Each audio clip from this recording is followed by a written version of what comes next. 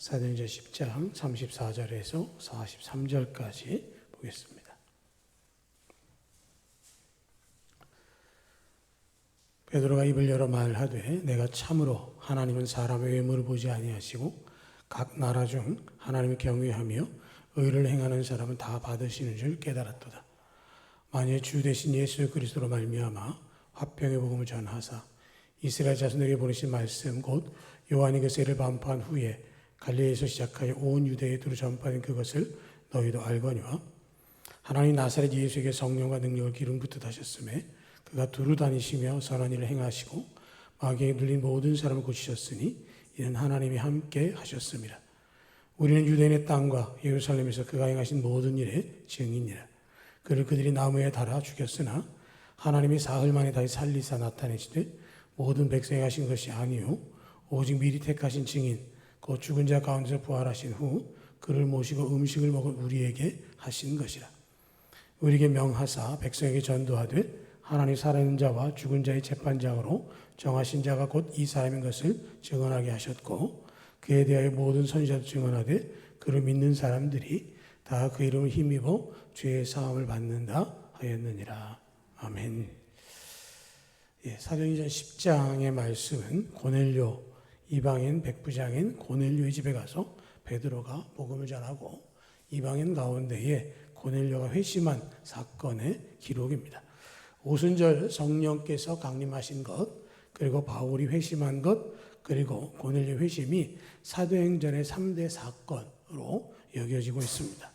고넬료의 사건이 사도행전의 3대 사건으로 여겨진 이유는 공식적으로 또 공개적으로 이방인에게 복음이 전파되는 첫 번째 사례이기 때문에 그렇습니다.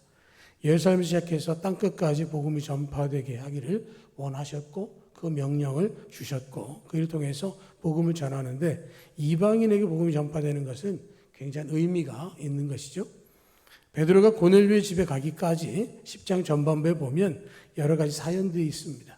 가이사랴라고 하는 곳에 고넬료가 있고 그는 이달리아 부대라고 하는 군대의 백부장이다 이렇게 이야기합니다.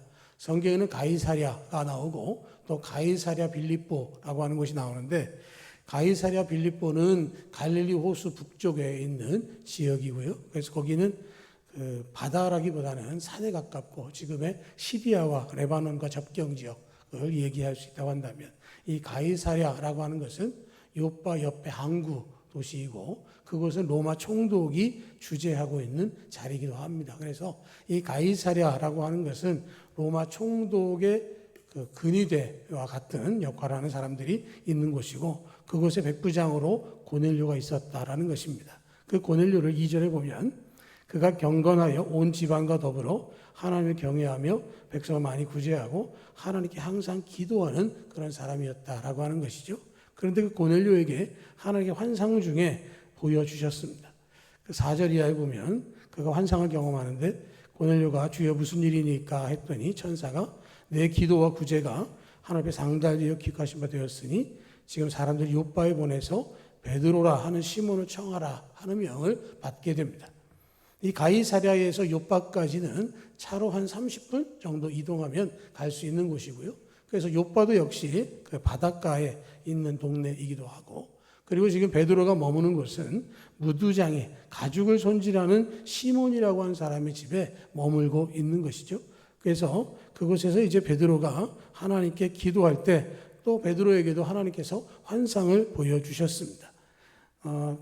그 고넬료는 제9시 기도쯤이었고 베드로는 제6시 기도 시간, 점심시간에 가까운 시간에 기도하러 올라갔다가 배가 고픈 그 시간쯤 돼서 그게 환상이 보이는데 하늘이 열리고 그릇이 내려오는데 큰 보자기 같고 내 귀를 메어 땅에 들였는데 그 안에는 각종 네 발가지 짐승과 기는 것과 공중에 나는 것들이 있어서 그것을 통해서 베드로에게 잡아먹으라 하고 말씀이 들렸을 때 베드로가 속되고 깨끗하지 아니한 것을 내가 결코 먹지 않겠습니다 라고 부정적인 반응을 보였던 일이 3번에 걸쳐서 반복되고 그러는 중에 말씀하시기를 하나님께서 깨끗하게 하신 것을 내가 속되다 하지 말아라 하는 말씀이 있을 때에 이게 도대체 무슨 뜻일까라고 할 때 고넬료가 보낸 사람들이 이 요빠의 피장인 시몬의 집에 도착해서 베드로를 찾게 되어지는 것이고 그래서 베드로가 그 환상에 대해서 생각할 때 그를 통해서 함께 가이사랴로 이동하게 되어지는 것이고요. 그래서 고넬료의 집에 가게 됩니다. 그래서 고넬료의 집에 갔더니 그 고넬료의 집에 친척과 가까운 친구들을 모아서 고넬료가 기다리고 있었고, 베드로가 들어갔더니 고넬료가 베드로의 발 앞에서 엎드려서 절하면서 영접했다라는 것이죠. 로마 백부장은 우리가 상상할 수 있는 정도의 그 이상의 권력을 가지고 있는 사람이고, 이 베드로는 갈릴리의 어부이기도 하고 그는 어떤 실력을 갖춘 것도 아니지만, 그러나 베드로 앞에서 고넬료가 엎드려 있을 때 베드로가 그에게 하나님의 말씀을 증거하는 것이죠. 그런데 증거할 때 자기가 얼마나 부담스러운지를 이야기합니다. 28절을 보면 유대인으로서 이방과 교제하며 가까이 하는 것이 위법인 줄은 너희도 알거니와 하나님께서 내게 지시하사 아무도 속되다 하거나 깨끗하지 않다 하지 말라 하시기로 내가 왔다. 그런 이야기를 합니다. 그러니까 그 환상 가운데 봤던 그 짐승들의 부정한 것을 이야기했던 것이 무엇이었는지를 베드로가 확실히 알고 지금 고넬료에게 왔다는 것이죠. 지금 하나님께서는 이방인인 고넬료라고 할지라도 베드로가 만나서 복음을 전할 것에 대해서 이야기하고, 베드로가 설교를 하게 되어지는 핵심 내용은 십자가와 부활에 관한 이야기를 하게 되는 것이죠. 예수님의 십자가 그리고 예수님께서 부활하신 것은 우리의 신앙 가운데 반드시 있어야 할 일이고, 그것을 통해서 예수님께서 우리의 구세주가 되어주셨다 하는 이야기를 그에게 증거하고 있는 것이죠. 그래서 예수님께서 부활하셨다라고 하는 것, 그 이야기가 왜 중요하냐라는 것이죠. 예수님께서 십자가에 죽으시고 장사되었다가 사흘 만에 다시 살아나셨습니다. 그것에 대해서 40절 말씀을 보면 하나님이 사흘 만에 다시 살리사 나타내시되라고 이야기를 합니다. 하나님이 다시 살리셨다라고 하는 말, 하나님의 능력으로 살리셨을 뿐만 아니라 하나님께서 예수님을 구세주로 인정하셨기 때문에 그분을 살려주셨고, 그 일은 역사적인 사건이다라고 하는 것입니다. 단순하게 베드로가 자기의 기억과 자기의 믿음으로 고백되어지는 게 아니라, 오늘 새벽에도 말씀을 나눴지만 여인들을 통해서 예수의 부활이 증거되어졌고, 엠마오로 내려간 두 제자들이 예수님 만났고, 그 제자들이 있는 곳에 예수님께 찾아주셔서 평강을 선포하셨습니다. 그것은 환상이 아니라 실제적인 일이었기 때문에 그것은 역사적인 사건이다라고 하는 것이죠. 두 번째로는 그 예수님의 부활은 영적인 부활을 넘어서서 육적인 부활도 포함하고 있습니다. 41절을 보면 오직 미리 택하신 증인 곧 죽은 자 가운데 부활하신 후 그를 모시고 음식을 먹은 우리에게 하셨다. 이런 이야기를 지금 하고 있습니다. 우리 가운데서 음식을 함께 먹은 것에 대해서 이야기를 하는 것이죠. 예수 그리스도께서 누가복음 24장의 말씀처럼 엠마오로 내려가던 두 제자와 함께 저녁 식사를 대하셨고, 갈릴리 호숫가에서 제자들을 만나실 때에도 고기를 굽고 떡을 가져다가 제자를 주시면서 함께 식사를 하셨습니다. 제자들이 모여있는 곳에 가셔서 예수님께서 예수의 부활에 대해서 의아해하는 제자들 앞에서 생선구이를 드셨습니다. 그러니까 예수님께서는 영적인 부활뿐만 아니라 육체적으로도 부활하셨음을 증거하고 있는 것이죠. 어떤 사람들은 예수님은 영적으로 오셨다가 영적으로 가셨다라고 말하지만, 예수님 육신을 입고 이 땅에 오셔서 하나님이시고 참 사람으로서의 모습을 우리에게 보여주셨고, 십자가 고난 이후에 부활하심을 통해서 영육간의 부활을 우리에게 증거해 주셨습니다. 그리고 그분은 우리의 재판장이 되어주셨다라는 것이죠. 42절을 보면 하나님이 살아있는 자와 죽은 자의 재판장으로 정하신 자가 곧 이 사람인 것을 증언하게 하셨다. 아침에도 말씀을 드렸지만 예수님께서 부활하심을 통해서 살아있는 자와 죽은 자의 재판장이 되셨습니다. 하나님이 재판하신 것처럼 예수님도 재판하셔서 영생과 영벌로, 그래서 생명의 부활과 심판의 부활로 나타나시리라 하신 말씀의 성취를 하셨습니다.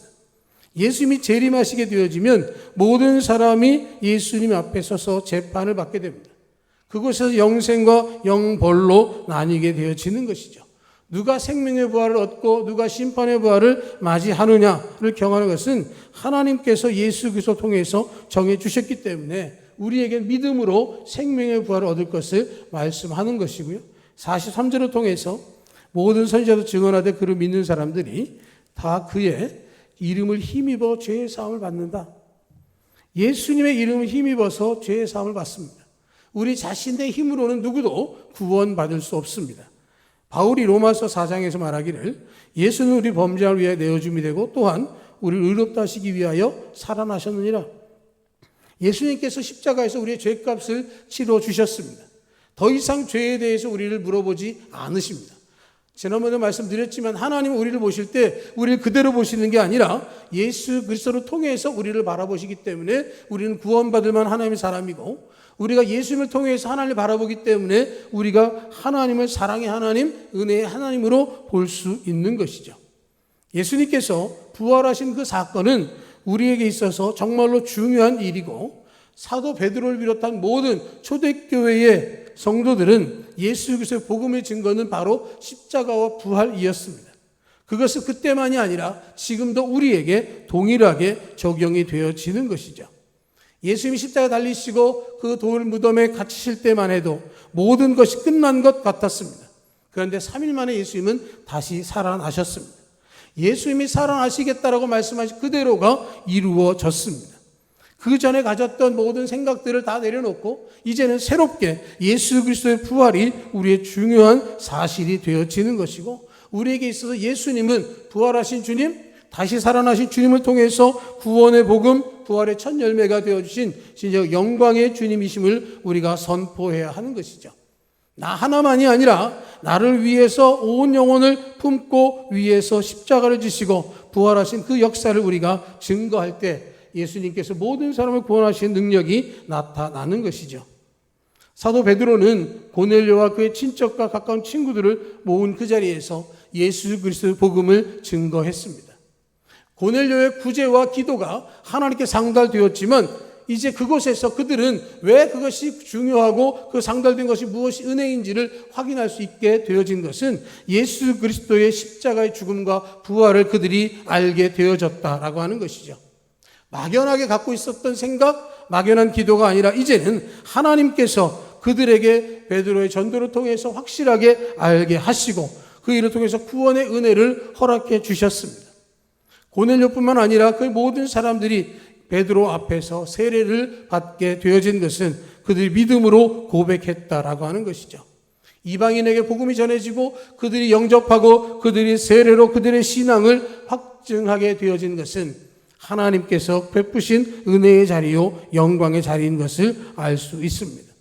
예수 그리스도 부활을 기념하는 주일을 통해서 우리의 믿음이 부활을 소망하는 것이고 그 일을 통해서 하나님께서 영광 받으시기 위한 것임을 분명히 알고, 어떠한 상황 속에서도 예수 그리스도 복음을 붙들고 예수 그리스도 함께하는 우리 모두를 통해서 또 죽음의 권세를 이기시고 부활의 첫 열매가 되신 주님과 함께 부활의 열매를 맺어갈 수 있는 우리 모두의 삶이 되기를 주님의 이름으로 축복합니다.